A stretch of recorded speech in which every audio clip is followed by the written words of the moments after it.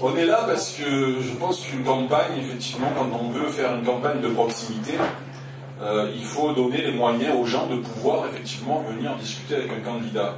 Alors on peut venir discuter avec un candidat dans sa permanence, on peut venir discuter avec un candidat sur le marché, et on peut aussi venir discuter avec un candidat quand on offre la possibilité, comme ce soir, de venir et de poser des questions sur des axes. Donc Jean-Louis vous dira un petit peu ce qu'on a prévu, parce qu'on va essayer de borner aujourd'hui la réunion, et puis on en a une autre le 13, et sur la durée, que tout le monde puisse s'exprimer. On est aussi ici parce que on est dans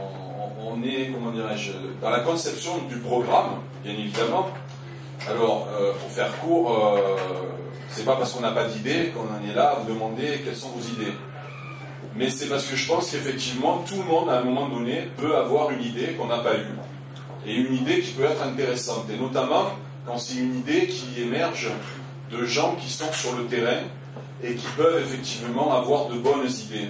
Et souvent, et ici sur Marignane, c'est un petit peu pour ça que je me présente à la mairie, je trouve que on ne demande pas suffisamment l'avis des citoyens, et qu'on ne les écoute pas surtout.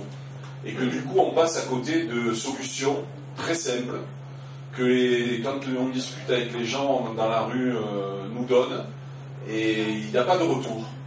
Donc c'est pour ça que je pense que, et je l'ai dit dans mon 4 pages, là, la seule attaque que j'ai vers le maire, c'est de parler de son incompétence, parce que je crois que oui, effectivement, c'est de l'incompétence au niveau de la gestion de la municipalité à laquelle on assiste aujourd'hui. En dehors de toute considération sur Monsieur Guissès, l'individu, que je ne connais pas et que je ne vais pas attaquer, mais je parle bien de la fonction de maire. Et pour moi, le maire, il est dans les compétences actuellement à Marignane. Redonner la parole à nos concitoyens. Vincent Gomez. Ça, je sais que vous venez déjà de le dire un peu dans votre introduction, et je sais combien vous y êtes attaché. C'est quelque chose qui me tient à cœur, parce que je crois qu'effectivement, ce qu'on reproche souvent à un élu, et notamment un élu de proximité et un maire en premier, c'est quand on n'arrive pas à pouvoir l'aborder, à discuter. Alors c'est pas forcément seul à seul comme ça dans la rue, parce que sinon effectivement ça serait compliqué, je reconnais, pour un maire de pouvoir discuter avec toute la population. Mais pour pouvoir discuter malgré tout avec toute la population, il y a des outils. Il y a des outils à mettre en place qu'à Marignane il n'y a pas. Quand je parle d'outils, c'est par exemple des CIQ, mais des vrais CIQ qui fonctionnent, des centres d'intérêt de quartier, donc qui permet aux gens de quartier, d'un secteur géographique, parce que le mot quartier peut être parfois mal interprété, donc je dirais plutôt secteur géographique pour moi, à définir. Donc un centre d'intérêt de quartier où les riverains peuvent se rassembler et à ce moment-là, effectivement, discuter et voir quel type de problème il peut y avoir dans leur quartier. Et avec des élus référents de quartier, ça peut être un bon relais pour faire remonter des choses qui ne vont pas au niveau de la municipalité et donc du maire, qui effectivement ne peut pas être tous les jours dans tous les quartiers. C'est les conseils de quartier aussi, c'est autre chose. Les conseils de quartier se prennent à l'initiative de la municipalité. Là pareil, on s'adresse aux concitoyens d'un secteur géographique et on leur demande de se réunir. Alors ça s'étudie en amont, bien évidemment, 10, 30, ça dépend des quartiers, ça dépend de la population, et avec, pareil, un élu référent de quartier, ça permet d'aborder des sujets.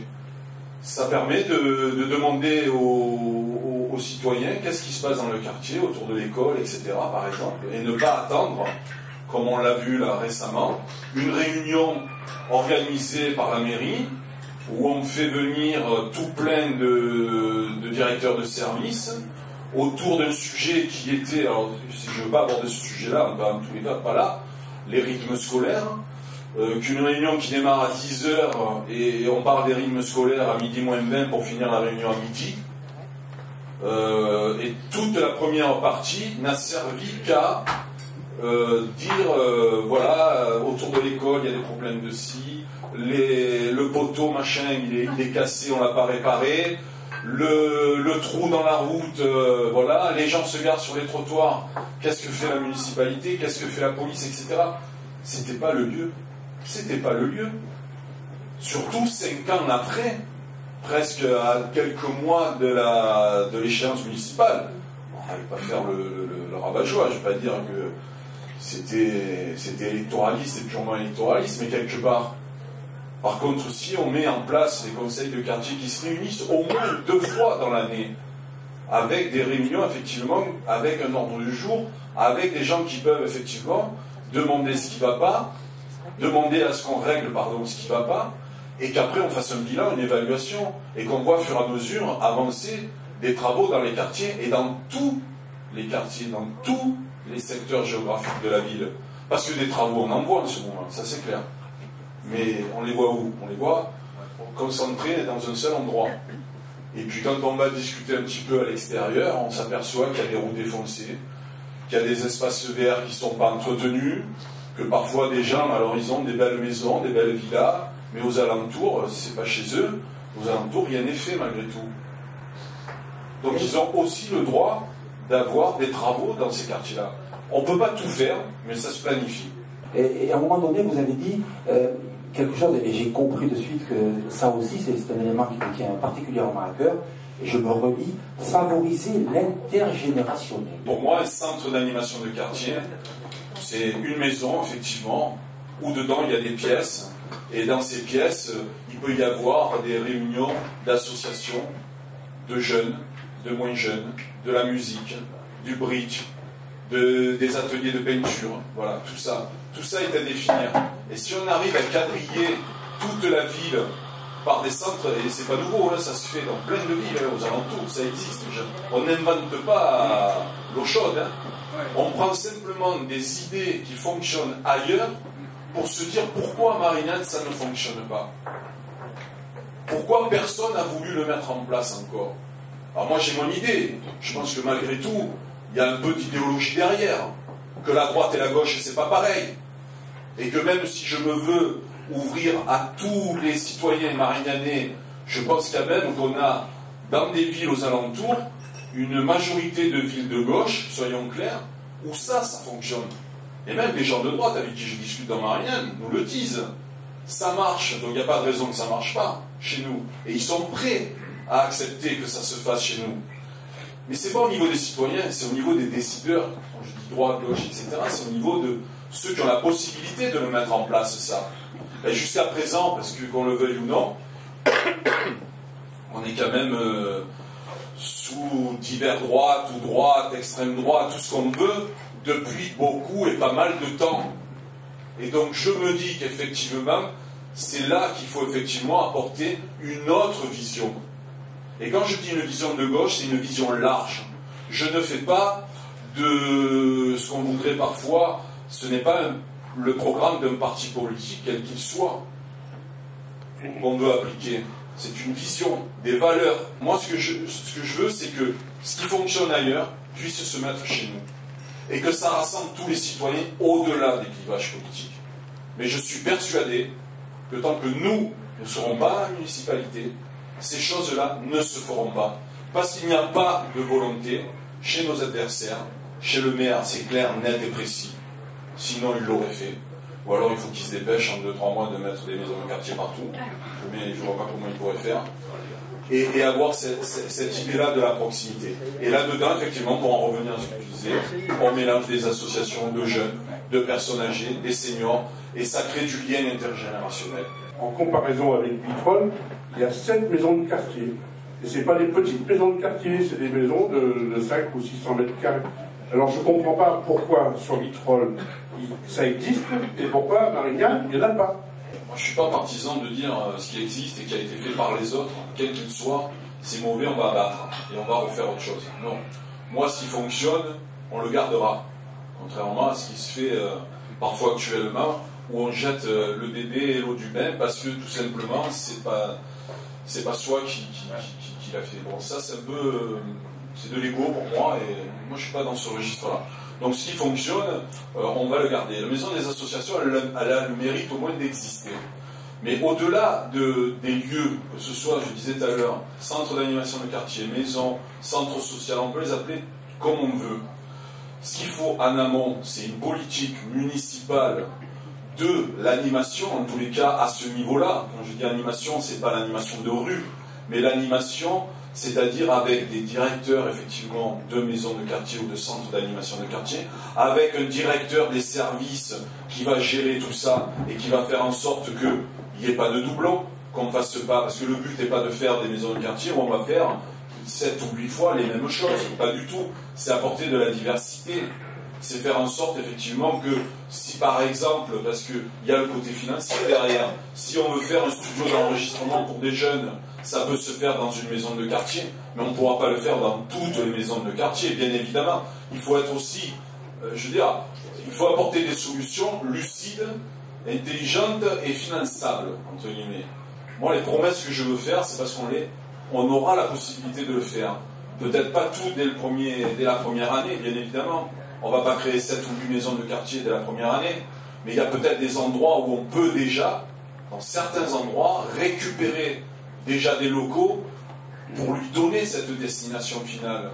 Mais en tous les cas, c'est pas parce qu'on n'a pas le financier pour tout faire dès le départ, et là je vais faire un parallèle avec autre chose, qu'on ne peut pas ne pas avoir de projet, une vision sur l'avenir de ce que l'on veut. Tout à l'heure je disais, savoir vers où on veut aller, quel est notre objectif, et après on y va. Peut-être par des chemins, ça peut être différent. Mais si on sait que c'est ça qu'on veut, faire en sorte que sur Marignane, on ait cette vision de proximité à travers ces maisons de quartier, ces centres d'animation de quartier. Ça veut dire qu'à un moment donné, on peut bâtir un projet et s'atteler. Et on voit au fil du temps. Si je dis ça, c'est tout simplement par rapport, je vais faire un parallèle rapide avec le centre-ville, le cœur de ville de Marignane.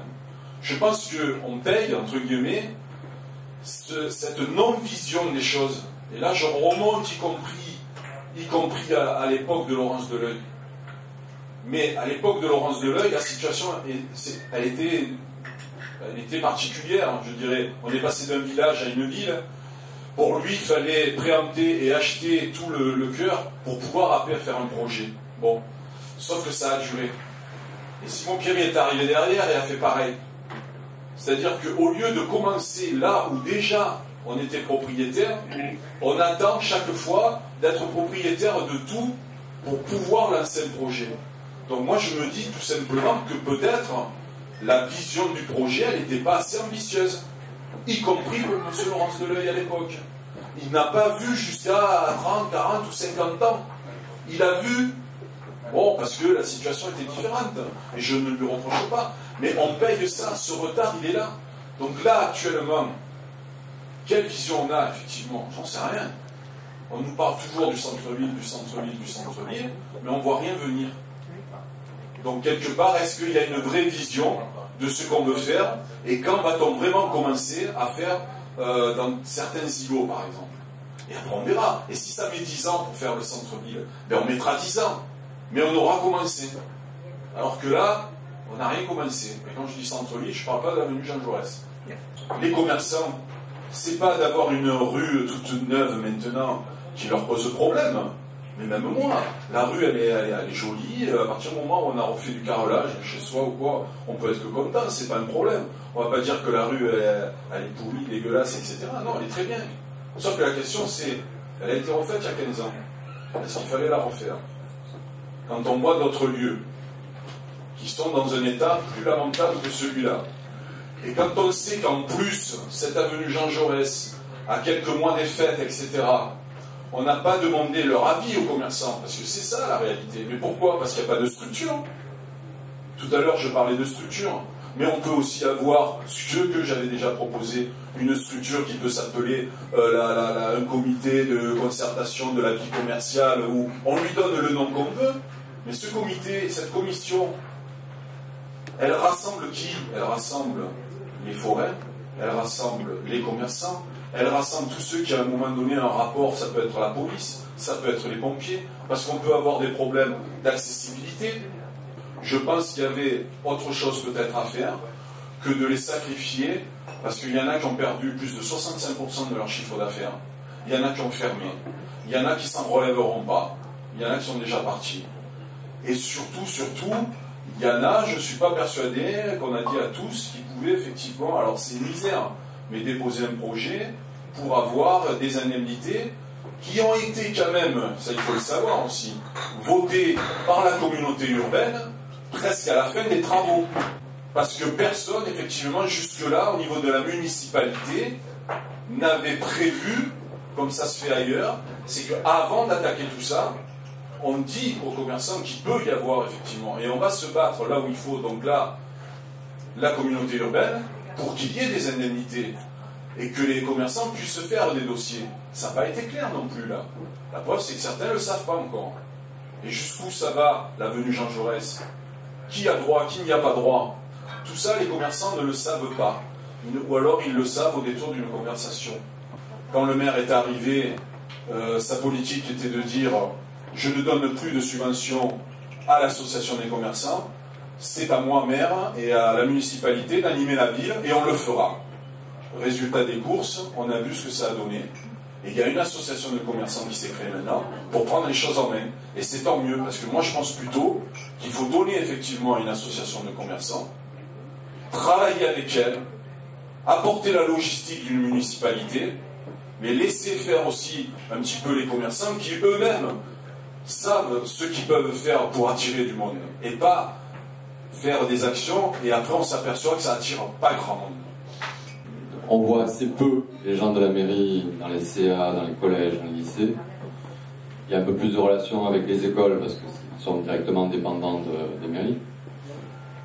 Mais en tout cas, dans les collèges, les personnes sont absentes. Souvent absentes. On a beau leur envoyer des invitations, on a beau les appeler au téléphone, particulièrement sur Marignane.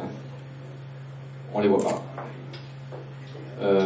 Donc, quelles seraient les positions vos positions concernant la relation et la proximité avec les écoles, les collèges, les lycées, pour améliorer un petit peu les besoins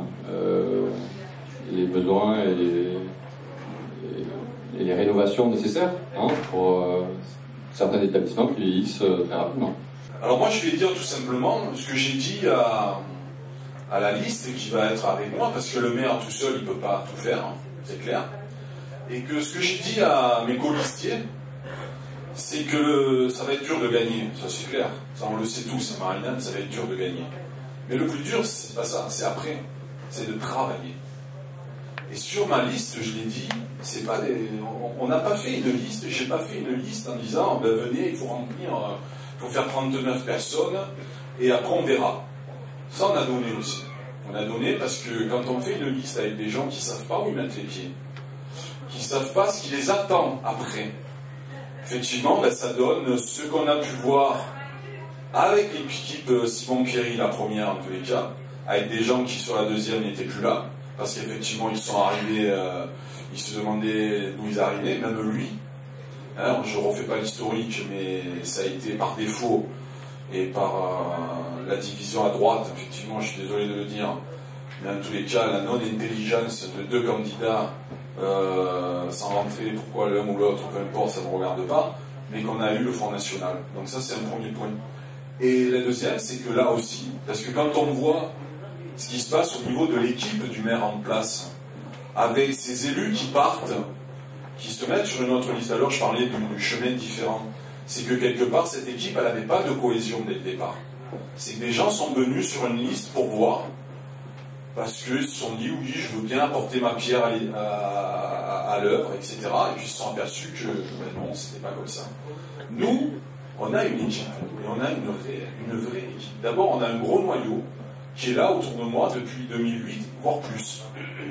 Et puis les partenaires, puisque effectivement, moi j'ai une liste de rassemblement maintenant, puisque le rassemblement il se fait au-delà du mouvement des radicaux républicains citoyens maintenant avec le Front de gauche, et que là je suis en pourparlers avec les Verts, écologie, et ça devrait aboutir aussi. Donc on aura une vraie liste de rassemblement. Ça veut dire que quand on se rassemble avec des gens qui effectivement ne pensent pas forcément sur tous les sujets la même chose, ça veut dire qu'il faut discuter, ça veut dire qu'il faut se concerter, ça veut dire qu'il faut trouver des consensus, ça veut dire qu'à un moment donné, quand on met un problème sur la table, il faut le regarder sous toutes ses facettes, et pas simplement de son côté à soi.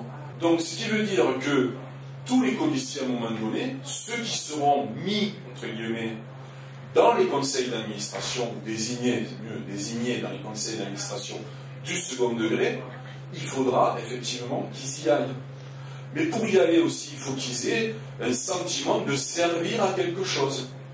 Parce que là, on s'aperçoit qu'on a des conseillers municipaux, pour avoir discuté, de la majorité je parle, qui se sentent complètement inutiles, qui se disent à quoi je sers. Ça veut dire ça aussi, ça veut dire qu'il n'y a pas simplement le maire et 11 adjoints, il y a toute une équipe. Et que les conseillers municipaux auront des missions. On en a déjà parlé avec certains, chacun aura une mission. Et ceux qui seront effectivement dans les conseils d'administration auront la mission d'être cette interface entre la municipalité et l'établissement. Alors c'est vrai qu'après, sur un collège ou sur un lycée, la municipalité n'est pas forcément impliquée sur tout, puisque c'est le conseil régional pour les lycées et conseil général pour les collèges, mais malgré tout, comment peut-on se passer de connaître ce qui se fait dans un établissement quand on est à la municipalité? Comme je le dis, le maire ne pouvant pas être partout, il faut qu'il ait ses conseillers avec lui. Ça, c'est pour le second degré. Donc oui, je ferai en sorte qu'on y soit le maximum, le plus souvent présent. Voilà, je ne vais pas dire qu'on prendra des mesures coercitives après pour ceux qui n'iront pas, mais ça, c'est pareil, ça passe par un discours et par une compréhension de pourquoi on est là, à quoi on sert. L'adjoint ou l'adjointe qui aura en charge les affaires scolaires devra être au maximum dans tous ces conseils d'école. Elle ne pourra pas, ou il ne pourra pas être partout, donc on se répartira les tâches. Et le maire, là aussi, doit être dans les conseils d'école. Parce que là, on est vraiment... Pourtant, les conseils municipaux peuvent aller dans les seconds degrés. Dans le premier degré, il faut qu'on soit au plus proche des enseignants. Nous ferons en sorte que le maximum des conseillers référents soient présents au conseil d'administration, mais je vais même plus loin, parce que quand je vois dans certaines manifestations à Marignane, on voit toujours le même collège, comme par hasard, toujours le même collège, des enfants du même collège. Pourquoi les enfants des autres collèges ne sont-ils pas concernés? Donc là aussi, il y a un travail à faire, c'est-à-dire impliquer à chaque fois un établissement différent. Et pour ce qui est des écoles primaires, là aussi, on sait qu'il y a un gros travail à faire, non seulement en lien avec les enseignants, mais en lien avec tout le personnel qui travaille dans les écoles primaires.